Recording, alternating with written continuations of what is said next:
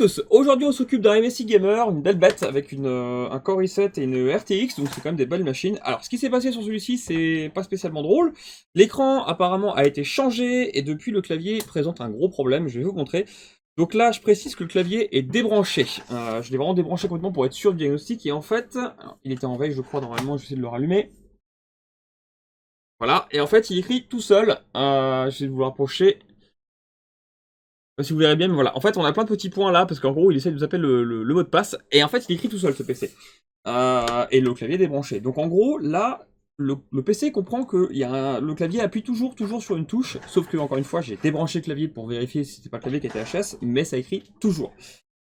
Alors, je vais vous parler de ça, parce que c'est assez rare comme problème, mais je l'ai eu, quoi, allez, 3 fois, je crois, depuis que je répare des PC portables, donc depuis que je suis tout gamin. C'est la 3e fois que j'en ai un qui fait ça. Je vais vous expliquer ce qui se passe parce que c'est une panne assez intéressante et à la fois assez complexe, surtout pour les nouveaux modèles, parce que techniquement c'est la puce Super IO qui va gérer le clavier, donc je vais vous expliquer à quoi sert cette puce et à quoi elle ressemble. Le truc c'est que quand on veut changer cette puce, surtout sur le PC récent comme celui-ci, il y a un programme à l'intérieur, un peu comme un petit BIOS. Il va falloir donc récupérer ce programme, changer la puce, remettre le programme, et faire un essai. Donc c'est pas spécialement compliqué, mais il faut avoir tout le matériel. Donc il y a plusieurs puces Super IO, c'est comme n'importe quel autre composant, j'ai envie de dire, c'est comme une puce de charge ou quoi que ce soit, il y a plein de références différentes, donc on va espérer que je vais l'avoir en stock. Et puis on va récupérer le programme si on y arrive, parce que parfois c'est pas forcément possible, c'est des fois compliqué parce qu'on n'a pas les schémas électroniques et du coup on n'arrive pas à choper la référence, en gros à lire la puce directement sur la carte mère, et là c'est plus compliqué. Donc il y a quelques petites voilà, subtilités on va dire, mais techniquement on est censé y arriver. Alors je vais déjà démonter la carte mère, on va essayer de lire cette fameuse puce, je vais vous montrer à quoi elle ressemble encore une fois, et puis ensuite on voit si on peut réparer. C'est parti. Voilà, donc j'ai démonté la carte mère et là je me suis positionné tout de suite sur la puce Super IO. Donc en gros voilà, c'est une grosse puce avec en général pas mal de patounes. Donc là il y en a, je crois qu'il y en a 128, un truc comme ça. Enfin il y a de quoi faire on va dire. Donc voilà, toutes les pattes là en fait vont correspondre à un système en gros pour la carte mère. Donc ça va servir à gérer le ventilateur, à savoir si toutes les alimentations sont présentes sur l'ordinateur, à démarrer du coup en envoyant des signaux au chipset par exemple, donc démarrer la machine. Et ça sert aussi à gérer le clavier. Donc en gros, quand vous appuyez sur une touche de votre clavier, ça va dans cette puce-là qui va le traduire en gros pour l'envoyer après au chipset. Bon, il arrive du coup parfois que cette puce-là, elle lâche. Et là, c'est sûrement le cas. Pour ça, on doit donc la dessouder, la changer. Jusqu'ici, il n'y a pas de conflit. Enfin, c'est pas compliqué, on va dire. C'est juste une soudure classique. Bon, faut faire attention, mais c'est pas très difficile. Ce qui est par contre difficile, c'est de réussir à récupérer le programme à l'intérieur. Parce qu'en fait, chaque patoune va devoir aller après au connecteur clavier qui est juste derrière elle, là par exemple. Donc là, j'ai connecté mon petit flex à moi. Et le souci, c'est que là, on n'a pas de schéma. Donc sans le schéma, je sais pas en gros sur quelle patte va aller tel flex du clavier. C'est-à-dire que là, en fait, il y a un petit BIOS à l'intérieur, donc en gros, il doit y avoir 8 pattes. Il faut que je trouve ces fameuses 8 pattes, et du coup que je dise à mon programmeur qui est connecté à côté, je vais vous faire une petite photo du programmeur.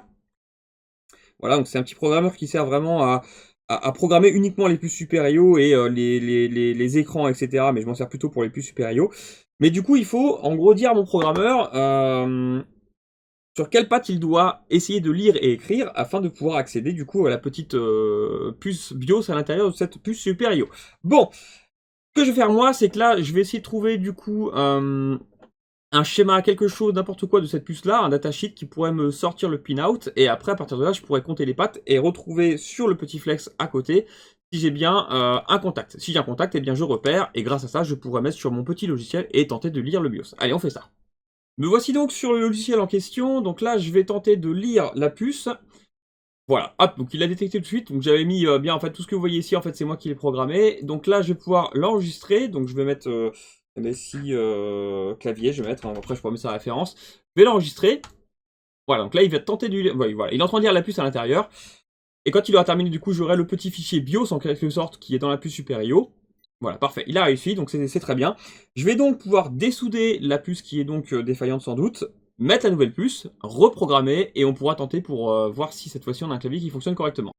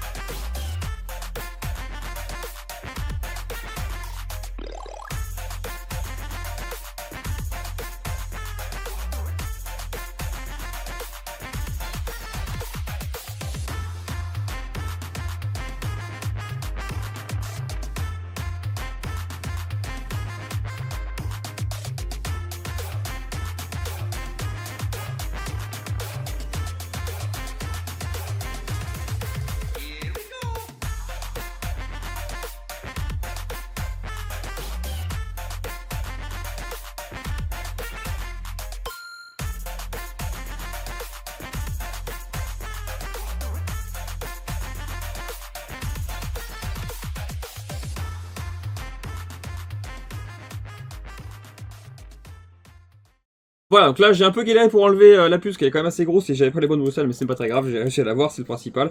Donc je vais poser la nouvelle, et puis je vais pouvoir du coup la ressouder et la reprogrammer.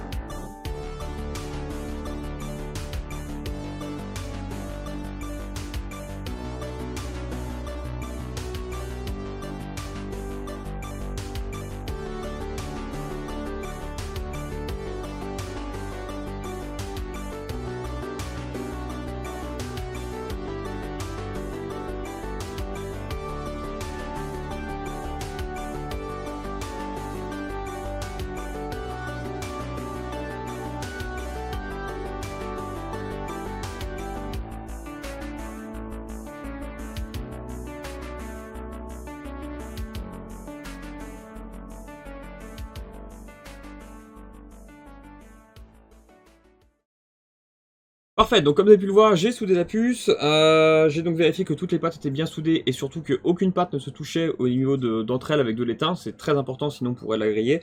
Donc maintenant que ça c'est fait, je vais réinjecter le programme à l'intérieur et on pourra du coup faire un essai à nouveau en espérant que le clavier cette fois-ci fonctionne et soit bien reconnu correctement. Allez, c'est parti, je programme. Voilà, donc là cette fois-ci on va pouvoir écrire, il va nous dans le fichier, donc je vais prendre celui-ci, toc, ouvrir, voilà. Donc là il est en train d'écrire, c'est parti. On le laisse terminer et on pourra faire un essai. Parfait, c'est tout bon, il a bien écrit et vérifié le fichier, tout va bien. Donc là maintenant je vais pouvoir remonter la carte mère dans le châssis et faire un test. Et on va espérer que cette fois-ci on a un clavier qui fonctionne et donc un PC qui repart tout comme il faut. Allez, on fait ça, je remonte. Voilà, j'ai donc remonté rapidement l'ordinateur comme toujours. Hop, je lance la session. Et cette fois-ci on n'a plus tous les petits ronds qui se mettent. Par contre moi quand j'écris, alors vous le verrez peut-être à la vidéo, j'espère que ce sera suffisamment net. Voilà, ça écrit quand j'écris, hein, ça ne fait plus n'importe quoi. Là j'ai bien branché le clavier, etc. Donc là, je vais taper le mot de passe, je vais tester l'ordinateur, mais là je suis rassuré, je pense qu'il n'y a pas de souci.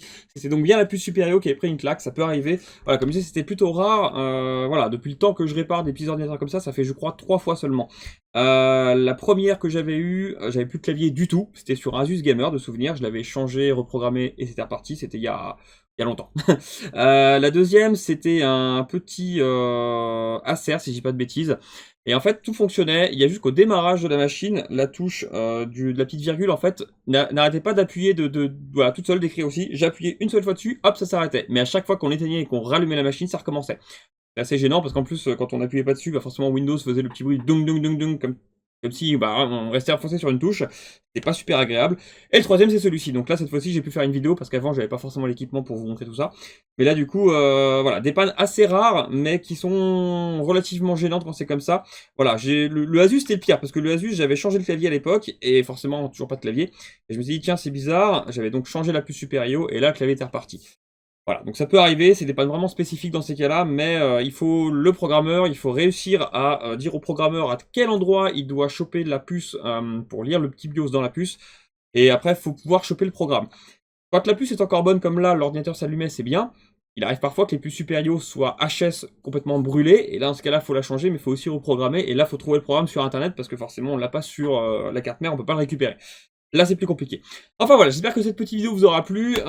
Et puis, je vous souhaite une bonne soirée, parce que là, il est samedi soir, j'arrête là. Et pour ceux qui veulent la référence du programmeur, je la mettrai dans le lien, mais attention, il est relativement cher, il a beaucoup augmenté avec le Covid. Donc voilà, mais ça peut servir, mais pour le... Voilà, faut être, on va dire, faut en faire souvent pour que ce soit utile. Allez, à la prochaine! Si vous souhaitez faire réparer votre matériel, n'hésitez pas à cliquer sur un des liens en dessous de chaque vidéo YouTube. Vous avez notre site internet afin de cliquer sur le lien réparation et de remplir le formulaire pour envoyer votre appareil. Vous avez aussi tous les tarifs qui sont accessibles sur notre site.